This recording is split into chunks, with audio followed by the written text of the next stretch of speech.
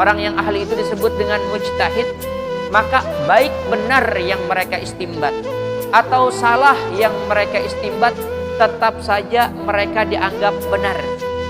Ada hadis Nabi di mana Nabi mengatakan, man ijtahada fa asaba falahu ajrani. Siapa orang yang berijtihad dan dia memang sudah tepat untuk berijtihad, karena memang Quran, hadis dan lain sebagainya benar-benar menguasai. Lalu orang itu berijtihad dan ijtihadnya ternyata benar. Nanti di akhirat misalnya ditanya kepada Imam Syafi'i, ini benar enggak yang seperti ini? Kata Imam Syafi'i misalnya, kata Allah benar, kamu dapat 2 pahala. Dia mujtahid lalu mengistimbat hukum, lalu hukumnya benar sesuai dengan apa yang dikehendaki oleh Allah Subhanahu wa taala. Tapi kalau seandainya waman ijtahada fa akhtaha falahu ajrun wahidun. Kalau orang itu mujtahid dan dia berijtihad, ternyata ijtihadnya itu tidak sesuai dengan apa yang dikehendaki oleh Allah Subhanahu wa taala, maka mujtahid yang sudah maqam mujtahid itu falahu ajrun wahidun, dia tetap dapat 1 pahala, tidak dianggap sebuah kesalahan. Asal mujtahid. Mujtahid itu orang yang benar-benar menguasai segalanya. Sumber dari fikih itu sendiri Quran dan hadis yang paling utama. Walaupun nanti kalau seandainya di dalam Quran tidak ada, di dalam hadis juga tidak ada, maka akan ada ijma' dan qiyas. Ijma' pendapat ulama, kemudian qiyas kira-kira apa yang sama dengan yang ada di dalam Quran, apa yang sama di dalam hadis. Jadi secara umumnya tentu Quran dan hadis. Dan karena diambil dari Quran dan hadis, boleh jadi antara satu ulama dengan ulama yang lain itu berbeda. Selama dalilnya ada Qurannya, selama dalilnya ada hadisnya, dan yang mengambil istimbat itu adalah orang yang ahli. Orang yang ahli itu disebut dengan mujtahid. Maka baik benar yang mereka istimbat atau salah yang mereka istimbat, tetap saja mereka dianggap benar. Ada hadis Nabi di mana Nabi mengatakan, man ijtahada fa asaba falahu ajrani. Siapa orang yang berijtihad dan dia memang sudah tepat untuk berijtihad, karena memang Quran, hadis dan lain sebagainya benar-benar menguasai. Lalu orang itu berijtihad dan ijtihadnya ternyata benar. Nanti di akhirat misalnya ditanya kepada Imam Syafi'i, ini benar enggak yang seperti ini? Kata Imam Syafi'i misalnya, kata Allah benar, kamu dapat 2 pahala. Dia mujtahid lalu mengistimbat hukum, lalu hukumnya benar sesuai dengan apa yang dikehendaki oleh Allah Subhanahu wa taala. Tapi kalau seandainya waman ijtahada fa akhtaha falahu ajrun wahidun.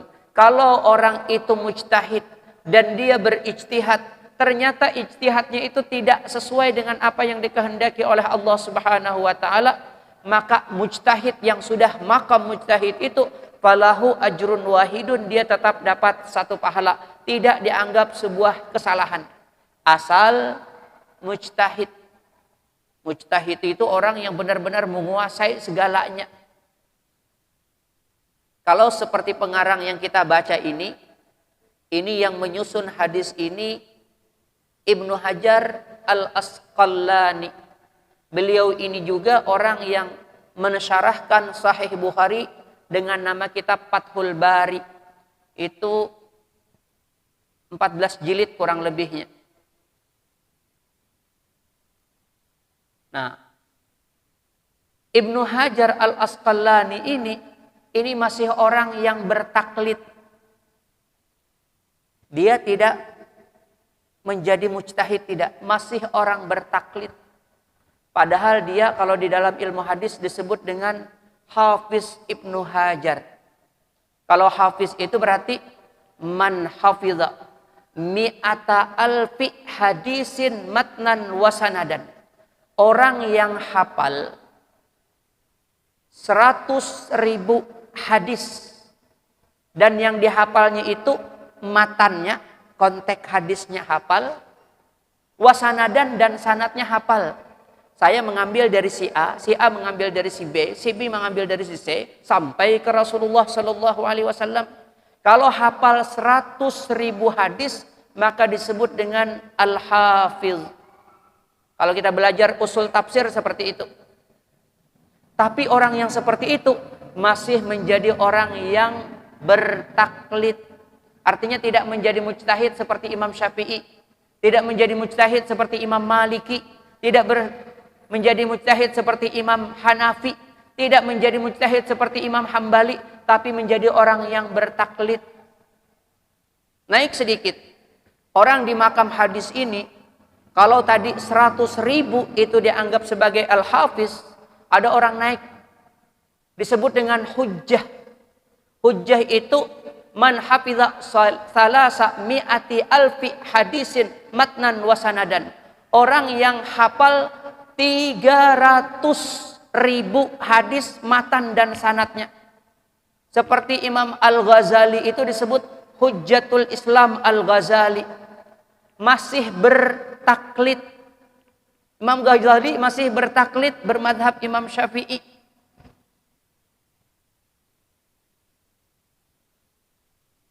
Saya tidak mau mengatakan orang lain sesat, tapi itulah kenyataan. Kalau saya paling-paling hafal hadis 10.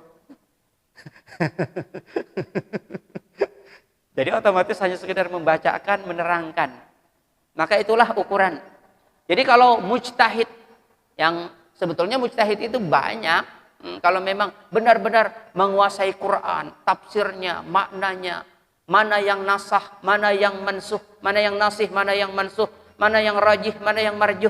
Kita mendengar aja apa garang itu ya. Ada di dalam Quran itu misalnya mansuh secara hukum, tapi tulisannya tetap ada.